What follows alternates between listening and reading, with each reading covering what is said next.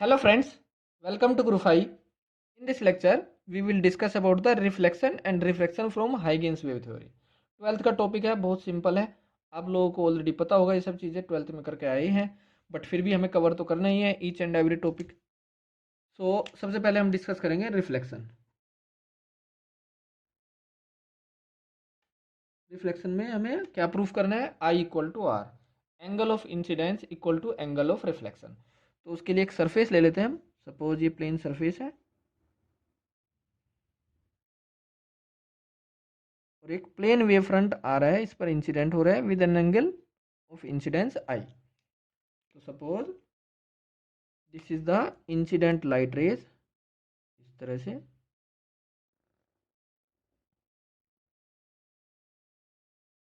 Light रे ये और अनदर लाइट रे ये पैरेलल टू ईच अदर, तो वेव फ्रंट कैसा हो जाएगा? प्लेनर। तो this is suppose first ray and this is second रे। सो वेव फ्रंट इज प्लेनर, ये है वेव फ्रंट। सपोज ए और बी, वेव फ्रंट जो होता है वो लाइट रे क्या होता है? परपेंडिकुलर। तो ये है इंसिडेंट वेव फ्रंट। अब जैसे ही वेव फ्रंट इस ए पॉइंट से स्ट्राइक करेगा या लाइट रे स्ट्राइक करेगी, तो ये किसी पर्टिकुलर एंगल से रिफ्लेक्ट हो जाएगी। तो यहाँ पर एक नॉर्मल ड्रॉ कर लेते हैं पहले, इसको बोलते हैं हम एंगल ऑफ इंसिडेंस।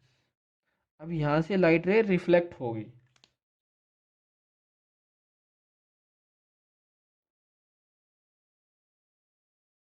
तरह से। अब यहाँ से भी फिर रिफ्लेक्ट होने के बाद कुछ लाइट रे इस तरह से जाएगी। ये एंगल भी कौन सा है? Angle of incidence. ये भी लाइट रे इंसिडेंट हो रही है और पैरेलल है पहले वाले लाइट रे के, तो ये एंगल भी एंगल ऑफ इंसिडेंस। ओके। सो जो नया वेव फ्रंट होगा कौन सा होगा? तो जैसे ही बी पॉइंट यहाँ पर पहुंचा, तो ए पॉइंट से लाइट रे रिफ्लेक्ट होने के बाद ऐसे जा रही है। सो नया वेव फ्रंट कैसे ड्रॉ करेंगे? इस पॉइंट से इस लाइट रे पर परपेंडिकुलर ड्रॉ करके। सो नया वेव फ्रंट ये हो जाएगा, इसको बोलते हैं हम सी और डी, 90। सो ए बी क्या है? Incident plane wave front,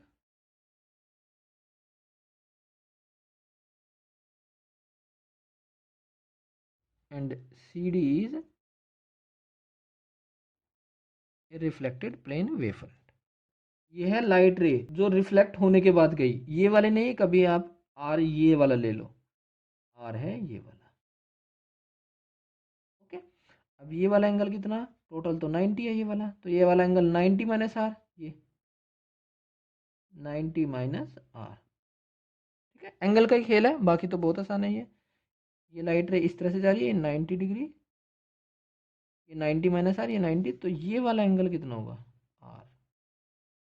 okay. Similarly अब यहाँ से आप लोग चेक कर सकते हो sine are equal to perpendicular upon hypotenuse. Similarly ये एंगल आई है, तो ये वाला angle 90 minus i, 90 minus i. तो इस वाले ट्रायंगल में हम चेक कर रहे हैं एबीसी में, तो ये वाला एंगल 90 माइनस आई, तो ये 90 है, तो ये वाला एंगल आई हो जाएगा आई। तो दो तरीकों से ड्राइव कर सकते हैं इसको, आई इक्वल टू आर को। या तो इन दोनों ट्रायंगल को कॉन्ग्रुएंट प्रूफ कर दो, तो आई इक्वल टू आर लिख सकते हैं हम, या फिर साइन आई और साइन आर लगा लो। सो ट्रायंगल हम ले रहे हैं पहले ए बी सी। तो triangle A B C, sine I equal to perpendicular B C upon hypotenuse A C. और triangle A D C, sine are equal to perpendicular A D है और हाइपोटेन्यूज ए सी है इस केस में भी। अब जो वेव फ्रंट ये ए बी है, ये इंसिडेंट वाला, थोड़ी देर के बाद कहाँ पहुंच जाता है? सी डी, मतलब नया वेव फ्रंट ये हो जाता है फॉरवर्ड वेव फ्रंट। सो जितना टाइम बी से सी तक जाने में लगा रे को, उतना ही टाइम ए से डी तक जाने में लगा। तो हम लिख सकते हैं टाइम टेकन बाय रे या wave to reach from A to D is from B to C equal. Okay. So T B से C equal to T A से डी। अब टाइम इक्वल टू क्या होता है? Distance upon speed. तो distance कितनी? B C और speed V है। मीडियम सेम है, सो जब ए से डी ट्रेवल करेगी लाइट रे तो भी स्पीड वी रहेगी। सो डिस्टेंस ए डी और स्पीड वी, वी से वी कैंसिल, तो यहाँ से B C equal to A D. अब इसका यूज़ करेंगे यहाँ से, बी सी और ए डी इक्वल है तो साइन आई इक्वल टू क्या हो जाएगा, sine r. So this comes out to be sine I equal to sine r. So this give i equal to r. So angle of incidence equal to angle of reflection. Angle of incidence is equal to angle of reflection. Okay, यही हमें proof करना था। Now refraction, और refraction में हमें क्या proof करना है, Snell's law, sine I upon sine are equal to n two upon n one, ये हमें प्रूफ करना है। तो इसके लिए हम एक प्लेन सरफेस कंसीडर कर लेते हैं। ये इधर सपोज जो मीडियम है वो एन वन रिफ्रैक्टिव इंडेक्स का है और इधर है एन टू रिफ्रैक्टिव इंडेक्स का।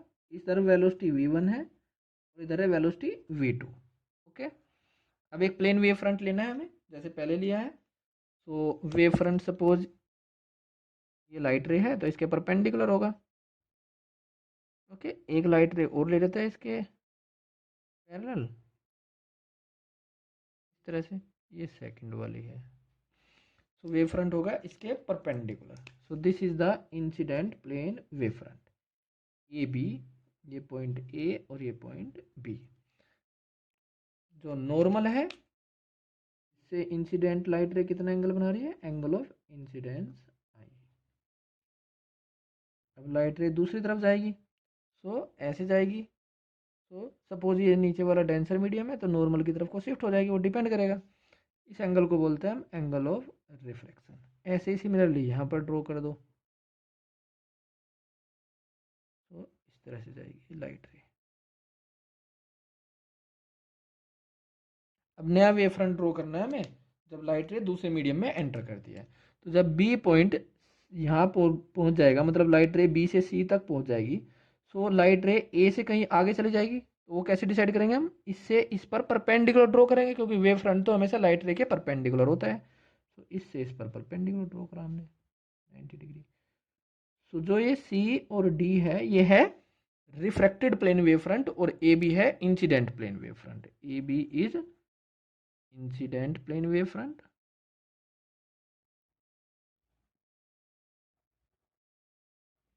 and CD is refracted plane wave front. Now ये एंगल कितना है I, ये एंगल है I, सो ये 90 माइनस I, ये 90 है, तो ये वाला एंगल हो जाएगा I। सिमिलरली जैसे हमने रिफ्लेक्शन वाले में किया, ये एंगल R, ये 90 माइनस R, ये 90 है, तो ये वाला एंगल R। अब इसमें साइन आई और साइन आर कैलकुलेट करना है, उन दोनों को डिवाइड कर देंगे तो स्नेल्स लॉ आ जाएगा। तो triangle A B C, sine I, sine I perpendicular B C upon hypotenuse A C, so B C upon A C. Triangle A D C, sine R perpendicular A D और hypotenuse A C, इन दोनों को divide कर दो। Sine I upon sine are equal to A C से A C cancel, so B C upon A D. इसको मान लो इक्वेशन फर्स्ट, बी सी और ए डी चाहिए। अब लाइट रे बी से सी तक गई और ए से डी तक गई, तो नया वेव फ्रंट ये हो जाता है रिफ्रैक्टेड वेव फ्रंट। तो जितना टाइम लाइट रे को बी से सी तक जाने में लगा उतना टाइम ए से डी तक। So time taken to reach from B to C equal to time taken to reach from A to D. अब time equal to distance upon speed, यहाँ पर डिस्टेंस है बी सी और पहले मीडियम में speed कितनी है वी वन, इक्वल टू यहाँ पर डिस्टेंस ए डी और स्पीड कितनी है V two. So B C upon A D चाहिए हमें, तो यहाँ से B C upon A D निकाल लो, V one upon V two. इसको हम ऐसे भी लिख सकते हैं सी अपॉन वी टू और वी वन अपॉन सी, या फिर C upon V two upon C upon V one. ये क्या है, refractive index of second medium और यह है refractive index of first medium. So put in equation first. So BC upon AD equal to N2/N1. So sine I upon sin R equal to N2 upon N1. This is the Snell's law.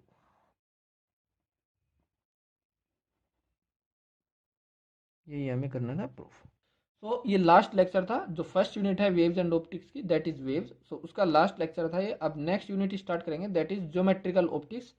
और उसमें सबसे पहले discuss करेंगे हम Fermat's principle, and by using that we will proof reflection and refraction again. जैसे हमने यहाँ पर हाइगेन्स वेव थ्योरी का यूज करके प्रूफ किया, ऐसे ही हम प्रूफ करेंगे फर्मेट्स प्रिंसिपल का यूज करके.